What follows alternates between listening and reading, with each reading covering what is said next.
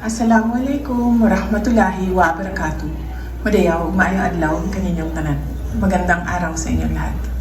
My deepest gratitude goes to the leaders, members, and volunteers of parallel support groups for your tireless commitment to our shared vision for the Philippines.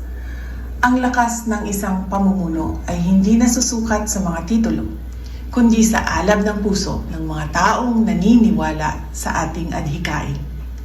Your initiatives are a vital component of our grassroots movement, transforming hope into action and ensuring that our message of stability and discipline reaches every household from the busiest streets to the farthest reaches of our archipelago. Kinikilala ko ang mga sakripisyong inyong ginagawa gamit ang inyong sariling oras at yaman upang bumuo ng isang mas mulat at nagkakaisang pamayanan. Ang diwang ito ng voluntaryong paglilingkod ang tunay na pundasyon ng isang matatag na bansa. Your dedication fuels my resolve to continue working for a future where every Filipino family is safe, empowered, and self-reliant. Maraming salamat sa inyong paninindigan at tunay na pagmamalasakit sa ating bayan. Ibalik natin ang tapang at malasakit. Mahalin natin ang Pilipinas para sa Diyos sa bayan at bawat pamilyang Pilipino. Ikaw po tayo. Isigaw tayo para kay Vice President. VP Sara for President. Tapos mayroon pa siyang isang message. Ito naman doon. Salamat mga kababayan. Narinig ninyo ang layunin natin, mas malawak, mas matatag, at mas malinaw na pagkakaisa. Walang patumpik-tumpik. Ang alyansang ito at ang koalisyon na ito ay naglalayon na mabuo ang totoong panawagan that Marcos Jr. must resign. That is an option open to him in the Constitution. Hindi po yan illegal. Nasa saligang batas po na pwedeng magbitiw o umalis ng kusa ang Pangulo ng Bansa. Okay?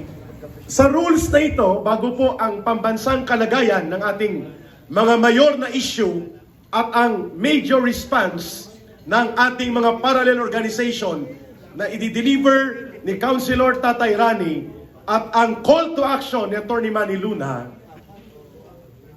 please, palakpakan natin ang mga sumusunod na nag-effort na pumunta rito. At ito ay pag nagpalakpak po kayo, mawawala ang inyong antok. At sigurado na hindi lang sabaw ang matitikman ninyo pag pumalakpak po kayo. Okay, palakpakan natin ang Alpha Care.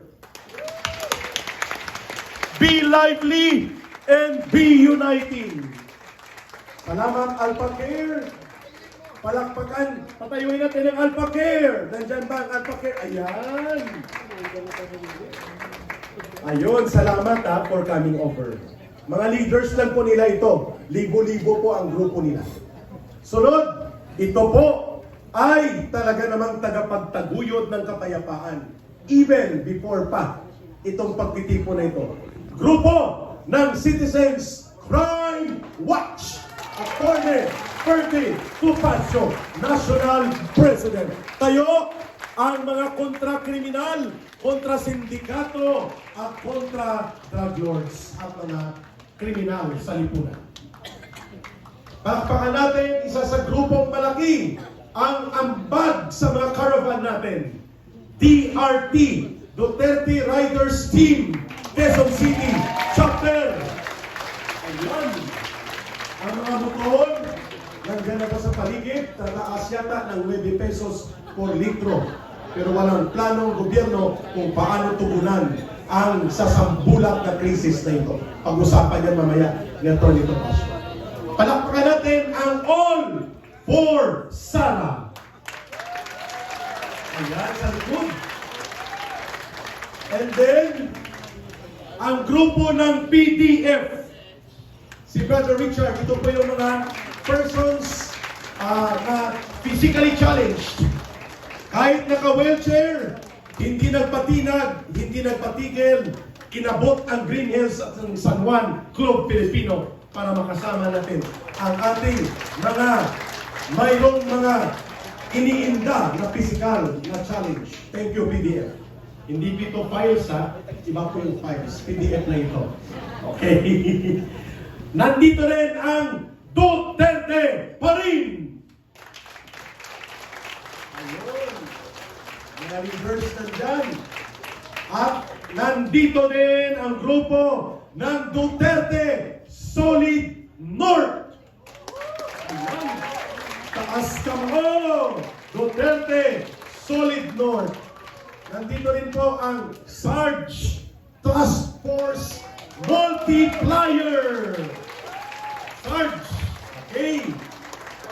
Nandito din po ang ISN. Hindi ko alam kung anong meaning ng ISN, pero hindi ko ito serial number ng book registration. ISN, palakpakan natin. And then, nandito rin ang DMWL. Ayan sa likod.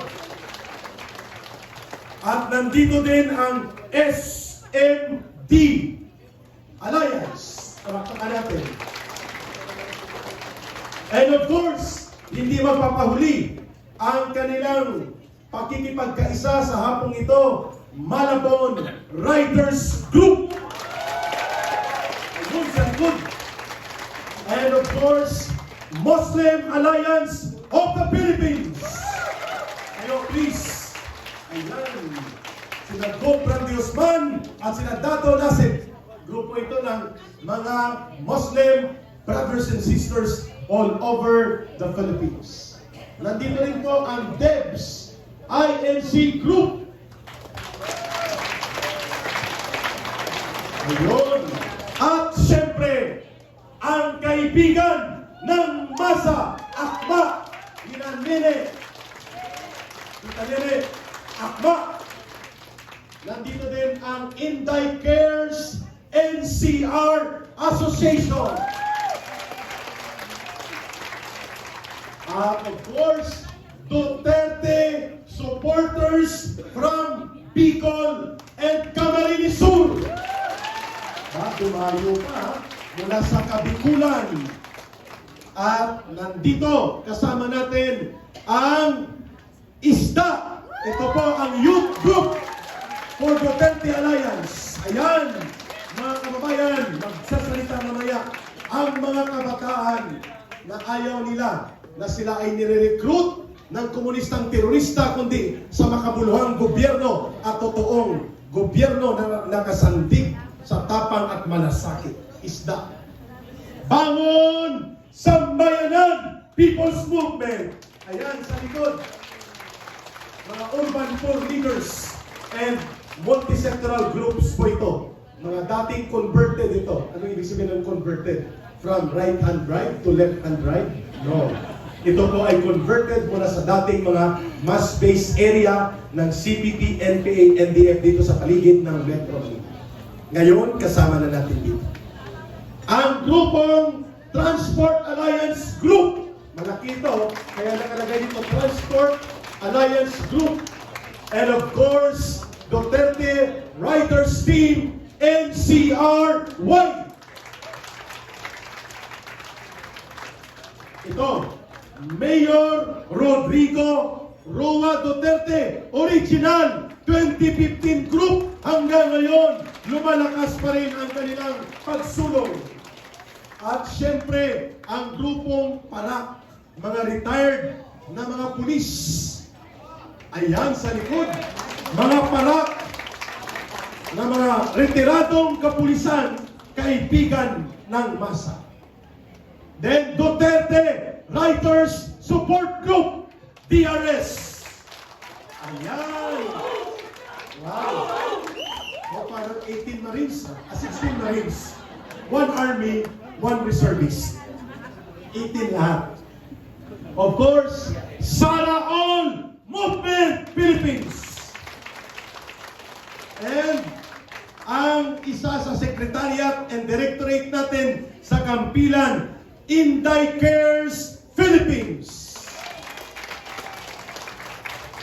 At nandito rin ang Muslim Women Alliance from Cotabato and Mindanao. Ayan, sa likod. And Davao Representative of Parallel Groups ang nakalagay dito. And of course, SFGF Representative Group mula kina Captain Dado Enrique. Ayun sa likod. And hindi natin kakalimutan ang itinawag ni Vice President Sara Duterte, Miss Philippines, Mayor Inday Sara, supporters galing sa Masbate, Kabikulan, at iba pang bahagi ng Pilipinas. Ang laki ng delegation nyo. Talagang full force. Mayroon pa akong nakalimutan. Ito kay Congressman Jean. Ay, kay Brother Attorney Manny Luna. Itong grupo ng wala na pong hawak ko. Wait lang at baka mayroong magtampo na hindi ko naitawag. At si Attorney Manny Luna, Volunteer Lawyers Advocates. And ito, si Attorney Salvador, Diputado ng Tatay Digong for Inday Sara 2028 Movement. At ang grupo ni Attorney Manny Luna mula sa grupong Cebu and Bohol Bicol for Sara Alliances.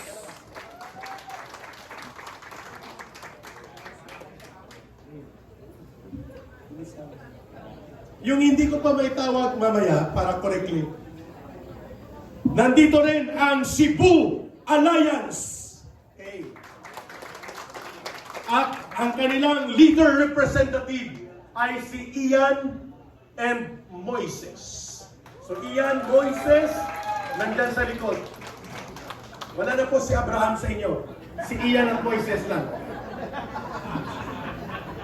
At of course, si Madam Rosene, Inday Cares, Panay Island, Kalibo, and Aklan, kasama si Miss Claire, ang ating mga parallel group volunteers sa paligid po ng Panay Island, Kalibo, Aklan, Antique, Capiz, Guimaras, Iloilo, at pati na ang Gandara Samar.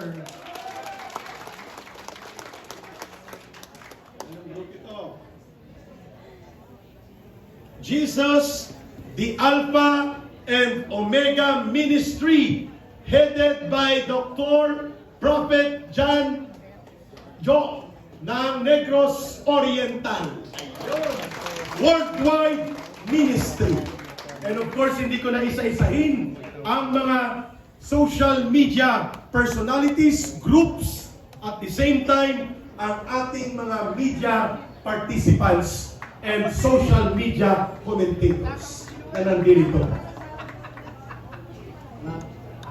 Sara Movement, natawag ko na. May bayad yun, bawas sa sabaw yun.